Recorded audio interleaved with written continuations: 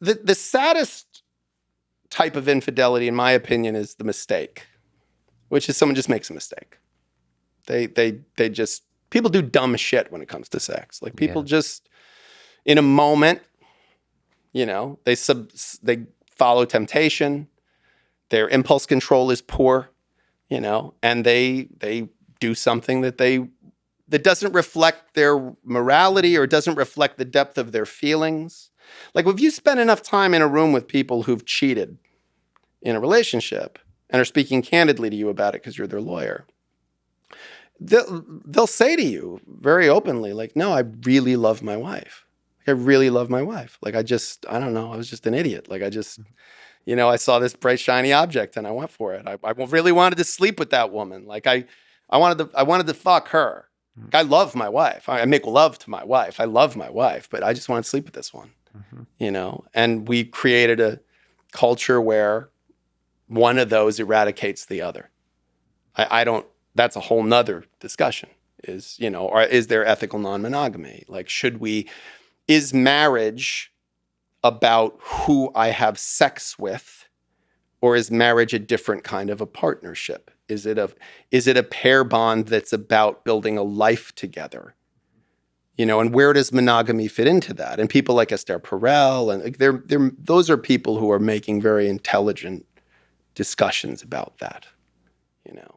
Yeah, that's a complicated one. Just to actually just linger on that, how often have people with open marriages have been in your office?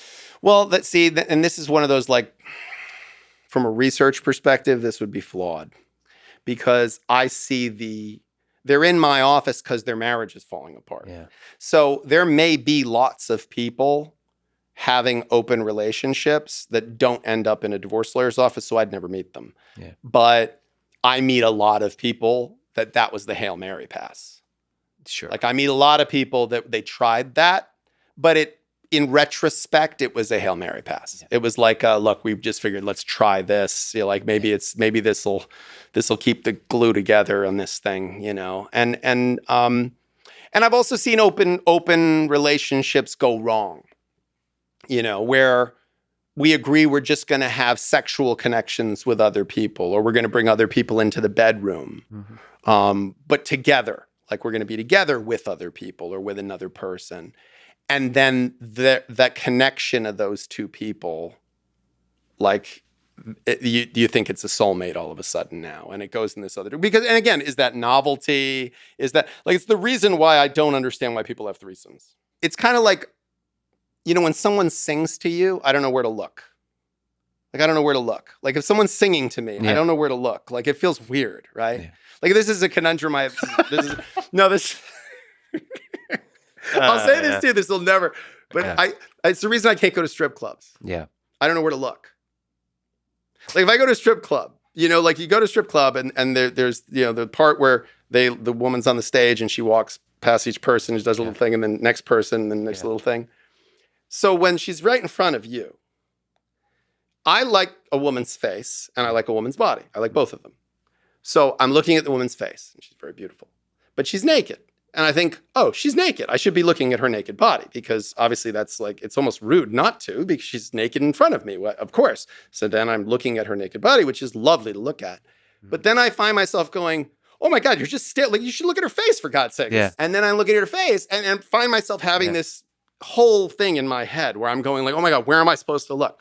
So I think a threesome with two women you don't hardly know or you're not, that's different. Mm-hmm. But a threesome with a long-term partner who you're in a relationship with and a new person seems to me a very dangerous ground because you're going to want to enjoy the novelty of this new person, but you're going to have to spend time with this person after.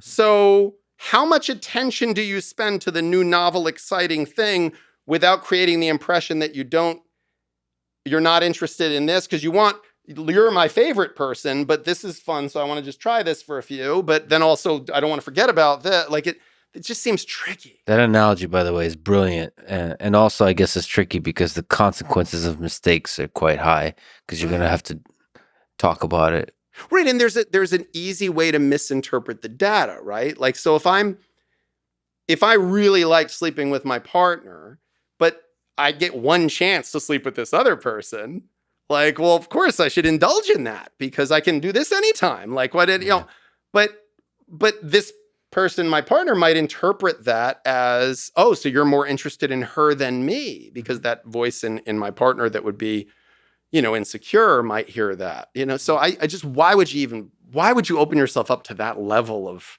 chaos? You seem to love chess in the courtrooms. It's a kind of intimate human chess of sorts. Yeah, no, that's too high risk. How do we get on threesomes? Oh, open marriages. Well, how do we get on threesomes? I don't know. I always wonder how people get on threesomes.